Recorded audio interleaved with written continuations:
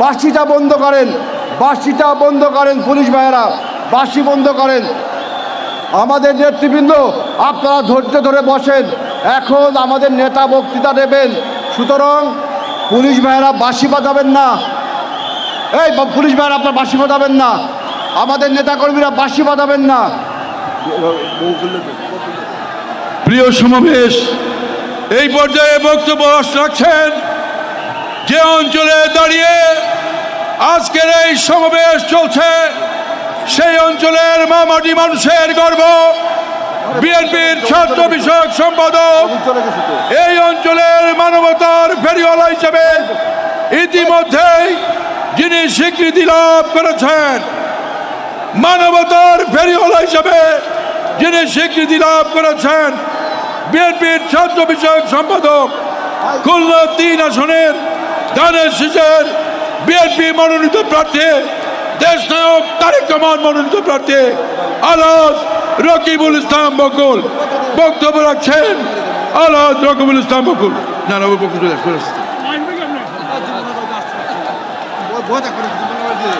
তারা চলেছে বকুল।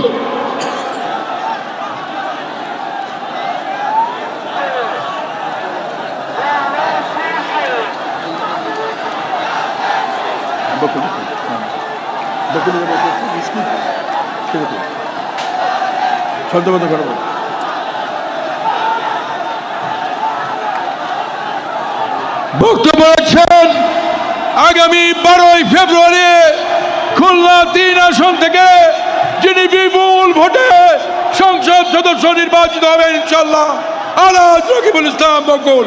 বক্তব্য রাখছেন রকিবুল ইসলাম বকুল। বিসমিল্লাহির রহমানির রহিম। সংগ্রামী ভাই ও বোনেরা, খুলনা মহানগর, খুলনা জেলা, বাগেরহাট এবং সাতক্ষীরা দিয়ে আগত আমার সংগ্রামী ভাই ও বোনেরা, আসসালামু আলাইকুম। আজকে দীর্ঘ 22 বছর পর আমরা যার জন্য অপেক্ষা করেছিলাম, আমাদের সকলের প্রাণপ্রিয় নেতা, সারা বাংলাদেশের অবিসংবাদিত নেতা, সমগ্র বাংলাদেশ যার দিকে তাকিয়ে আছে নতুন বাংলাদেশ গড়ার প্রতীক্ষায়, আর সেই নেতা আজকে আমাদের সামনে উপস্থিত হয়েছেন। আমরা সবাই করতালির মাধ্যমে নেতাকে স্বাগত জানাই।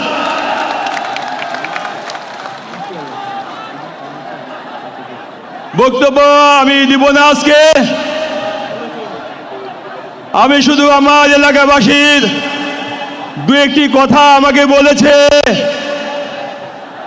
তারা বলেছে যদি আমাদের নেতার সাথে আপনার দেখা হয় তাহলে কয়েকটি কথা আমাদের নেতাকে জানাবেন। আমার শ্রমিক অধ্যুষিত এলাকা শিল্পনগরী, এই এলাকা একসময় কর্মমুখর চাঞ্চল্যে ভরপুর ছিল, মানুষের পেটে ভাত ছিল, মুখে হাসি ছিল, সন্তানেরা স্কুলে লেখাপড়া করত, আর মা বোনেরা চিকিৎসা সেবা পেত।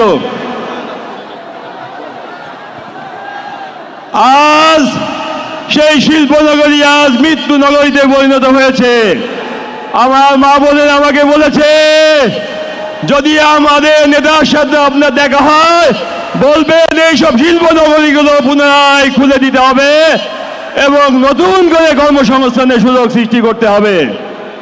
26 জুট মিল বন্ধ আছে, হার্ডবোর্ড মিল বন্ধ, নিউজপ্রিন্ট মিল বন্ধ, সমস্ত জুট মিলগুলো বন্ধ, জুট প্রেস বন্ধ, এইসব মিলগুলো পুনরায় চালু করতে হবে। আমাকে বলেছে আমাদের এলাকার নেতা কর্মীরা এবং মা বোনেরা, আমাদের ছাত্র সমাজ, ছাত্র ভাই আমাকে বলেছে আপনার সাথে যদি আপনার আমাদের নেতা দেখায় বলবেন বিএল কলেজে পূর্ণাঙ্গ বিশ্ববিদ্যালয় রূপান্তর করতে হবে।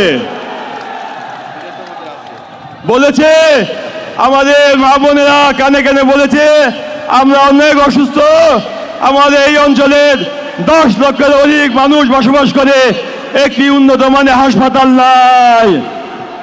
তারা একটি আধুনিক জেনারেল হাসপাতাল চায় আমাদের নেতার কাছে। আমি বলতে চাই এই টেবিল অনেক কথা আমাদের বলেছে, সময় সংক্ষিপ্ত, আমি লিখিত আকারে আমার নেতার কাছে এগুলো পেশ করব। শুধু একটি কথাই বলবো,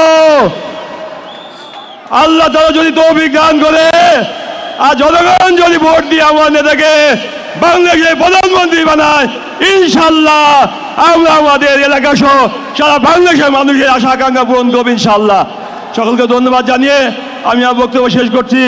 সবাই আমাদের নেতার জন্য দোয়া করবেন, মহান আল্লাহ তাআলার জন্য আমার নেতাকে সুস্থ থাকে, সুন্দর থাকে এবং আগামী দিনে নতুন বাংলাদেশ গড়ার প্রত্যয় নিয়ে, যুব সমাজের আশা আকাঙ্ক্ষা পূরণের জন্য প্রত্যয় নিয়ে যে সংগ্রাম করছেন, দেশ গড়ার প্রত্যয় নিয়ে 31 দফা আলোকে নতুন বাংলাদেশ গড়ার প্রত্যয় নিয়ে মাঠে নেমেছেন, আল্লাহ তাআলার জন্য তার আশা পূর্ণ করে। ধন্যবাদ।